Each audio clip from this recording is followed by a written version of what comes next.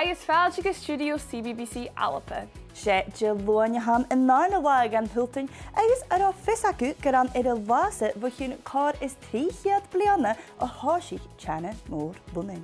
Hadó? Well, hasibh sanáide cheart ó seogaibh Còig Criomagan mi dhéin. Ag airú Còig ban ar bhasa an na céirtíag séascat sa sia a háisí Teine Mòr Lunnainn an na taifine ar cúil ráid fiding.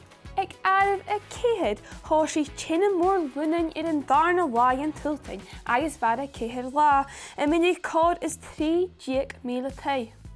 Ag airú trí bheit ag daine dí isce a harig chuna taithin a bhean an cheanna le ich agus carapatan.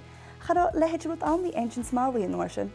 Ag airh ga, chai na míltrin de hen a bhíléis an Teine a chiúns gon deach an tucail a Faic. Is sé Teine Mòr Lunnainn iad an darna rí tearlach ar daine an balla a thucail a ríist a chlachan is bhriicichen. Agus míidir ag airú a hun get a chai pís mhór de bhela Lunnainn agus na míte de hen a bhidir chat a bhasig mór an gcuine go forst nach.